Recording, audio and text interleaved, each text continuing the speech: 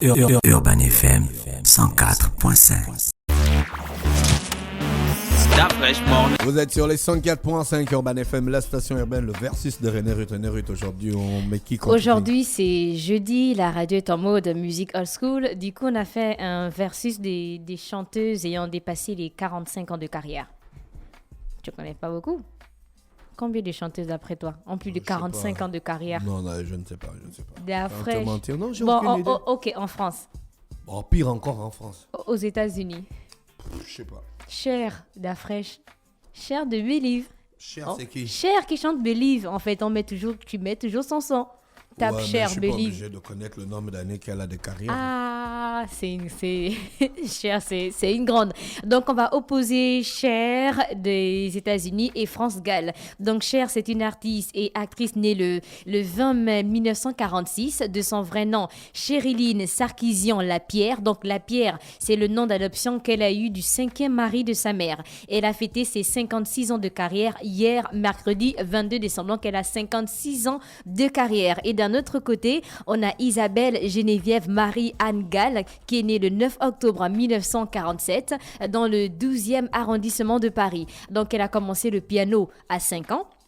La guitare à 11 ans et la musique à 13 ans. Donc, son père lui faisait parfois manquer les cours pour l'emmener voir les prestations de Edith Piaf, de Beko, de Aznavour. Et France Gall, c'était plus de 50 ans de carrière. Et ses chansons sont devenues des standards du patrimoine français. Cher, comme on l'a dit, elle a fêté ses 56 ans de carrière hier. Et France Gall, elle avait plus de 50 ans de carrière. Pour le nombre d'albums, donc France Gall a 15 albums studio, 9 albums live.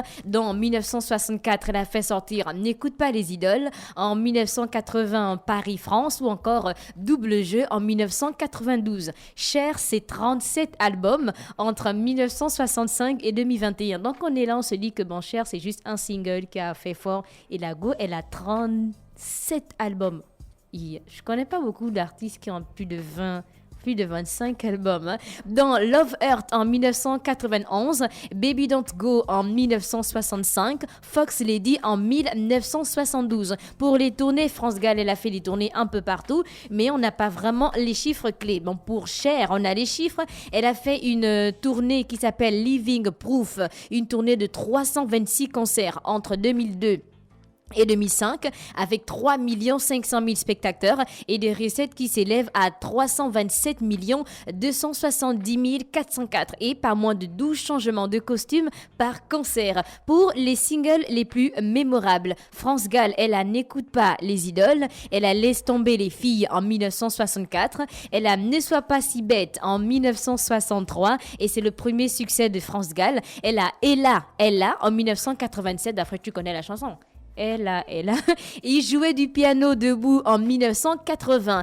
Donc, le single de Cher qui a vraiment été un hit, c'est Believe, donc qui est sorti en octobre 1998 et il a été numéro 1 dans 23 pays. Donc, la chanson Believe de Cher a détrôné la BO du film de Titanic, chanté par Céline Dion, et devient le single le plus vendu de l'année 1999. Et c'est l'artiste qui a introduit au monde pour la première fois l'autotune en 1998 dans Believe. Et ça, je ne savais pas. Donc, France Gall, elle a joué en 1966 dans Viva Morandi, téléfilm qui a duré 60 minutes en noir et blanc. En 1968, elle a tourné dans Galanty ou Le bateau fantôme du lac Léman. En 1974, notre correspondant à Mondras et Cher a tourné plus de 15 films entre 1967 et 2018. Don't Go Time en 1967. Elle a tourné Masque en 1985 ou encore Les Deux Sirènes en 1990. On a beaucoup d'artistes qui ont repris les chansons de France Gall. On a Barbara, on a April Match, on a Yveline et en 2012, le chanteur de Weeknd, il a repris Laissez tomber les filles sur son titre Montréal et France Gall a supporté François Mitterrand, elle a supporté Nicolas Sarkozy et elle a soutenu la communauté des LGBT. Donc pour elle, elle est pour le mariage pour tous. Pour Cher, donc Sonny et Cher, c'est un duo formé par Cher et son défunt mari Sonny Bono en 1963. Donc ils ont enregistré même des albums et ont une étoile ensemble sur le Walk of Fame. Donc l'étoile c'est Sonny et Cher. Pour France Gall, donc elle comptabilise plus de 20 millions de disques vendus dans le monde. Et pour les récompenses, bon c'est vrai que quand on parle de récompenses, il y a beaucoup qui vont pas peut-être se dire que ça en vaut le coup parce que d'un autre côté, on a les Grammy et pour France Gall, ce n'est pas ça. Mais bon, en 1965, France Gall a eu le grand prix du concours Eurovision, la chanson remportée, mais elle a représenté le Luxembourg. En 1987, elle a la victoire de la musique catégorie artiste-interprète féminine de l'année. En 1988, victoire de la musique, elle est numéro 1 en Allemagne. En 1994, elle a le trophée des femmes en or. En 2013, elle est chevalier de la Légion d'honneur et en 2017, officier de l'Ordre national du mérite. Donc en France, c'est beaucoup. Et pour Cher, les récompenses, donc elle a le prix d'interprétation féminine au Festival de Cannes en 1983 pour le film Silkwood. Elle a l'Oscar de la meilleure actrice pour Moonstruck en 1987.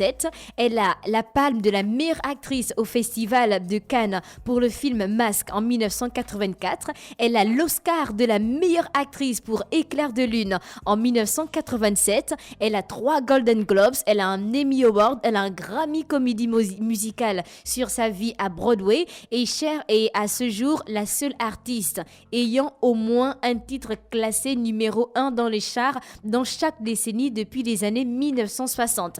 Et elle était aussi connue pour ses tenues assez provocantes. Et d'un autre côté, on a France Gall. Et donc, à la mort de son mari, Michel Berger, on a Jean-Jacques Goldman qui lui a écrit un album, mais elle a refusé parce qu'elle ne voulait chanter que les chansons de son mari. Et d'ailleurs, elle ne voulait pas qu'on les filme ensemble parce que d'après elle, les journalistes ne faisaient pas bien leur travail et ils voulaient seulement utiliser leur image pour des fins de marketing. Donc, on a voulu d'abord comparer Cher avec Shadé, mais après, on s'est dit de comparer Cher, donc, qui est une actrice américaine, avec une chanteuse française pour voir un peu qui, entre les deux, a eu un impact considérable dans son pays par rapport à sa carrière.